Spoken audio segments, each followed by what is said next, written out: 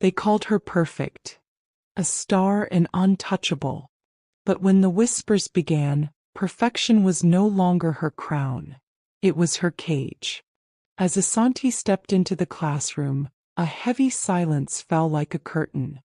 Her classmates stared at her with a mix of disdain and pity, and her heart clenched. What was going on? Asante was the pride of Amani Girls Academy, a school renowned for its academic excellence. At just 16 years old, she was admired not only for her radiant beauty but also for her intellect. She was the kind of student teachers bragged about and classmates envied.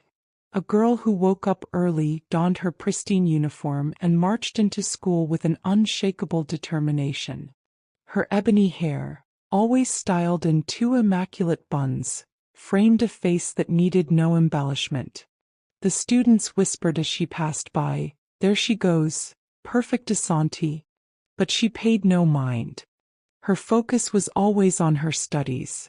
In class, she absorbed every lesson like a sponge, her hand shooting up eagerly with the correct answers. Her beauty, however, was becoming a distraction. Even the teachers couldn't help but notice. Mr. Omari, the math teacher, stumbled over equations when teaching her. Miss Mbali, the literature teacher, often paused to admire Asante's elegant essays. But Asante, oblivious to their stares, remained committed to her books. One evening, as the sun cast golden light across the nearly empty classroom, Asante was immersed in her studies when her classmate, Zola, interrupted her. "You're still here?" Zola asked with a laugh. "Yes, just catching up on some extra reading," Asante replied. Zola smirked, her eyes lingering on Asante's books. "If I looked like you, I wouldn't waste time studying. Teachers practically trip over themselves for you. Why not use it?" Asante frowned, her voice firm. "That's not right." Zola shrugged, her words hanging in the air. "Think about it. Life doesn't have to be this hard." That night, Zola's suggestion played over in Asante's mind. For the first time, she wondered if her beauty could offer shortcuts she had never considered. The next day, she tried something different. She let her hair down, applied a touch of makeup, and entered school with a confident smile.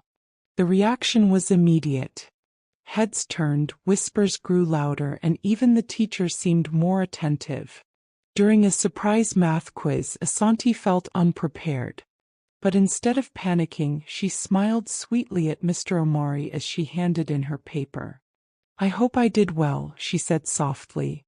To her shock, her quiz returned with a perfect score, even though she knew her answers weren't flawless. Encouraged, Asante began relying on this newfound power. A smile here, a kind word there. Her grades remained stellar, but her study hours dwindled. It wasn't long before resentment grew among her peers. Whispers turned to glares, and admiration gave way to contempt. Zola, who had planted the idea, watched with a mix of satisfaction and envy. Asante's success came too easily now, and it stung. One day, Asante overheard two teachers, Mr. Omari and Miss Mbali, speaking in hushed tones. "She's becoming a problem," Mr. Omari said. "Yes," Miss Mbali replied. "The favoritism is obvious." "Maybe we should arrange a private meeting," Mr. Omari added, his tone suggestive. Asante's stomach churned. This wasn't what she had wanted. Her experiment had spiraled out of control. The next day she approached Zola, her voice trembling. "I made a mistake. The teachers, they expect something in return. I can't do this anymore." Zola's response was sharp. "You've come this far. Why stop now? Don't be naive, Asante." "No," Asante said firmly. "This is wrong. I'm done." But it was too late. By the time Asante resolved to change, the rumor mill had exploded. Her classmates whispered vile accusations, and the school principal summoned her. "Asante," said Principal Njeri, her voice stern, "there are troubling allegations about your behavior." Parents are threatening to withdraw their children. Santi pleaded, tears streaming. I didn't do anything inappropriate. Yes, I relied on my looks, but I didn't go further. Principal Njeri sighed. True or not, the damage is done. You are being expelled. The word hit Asante like a thunderclap. Her perfect record shattered, her dreams slipping away.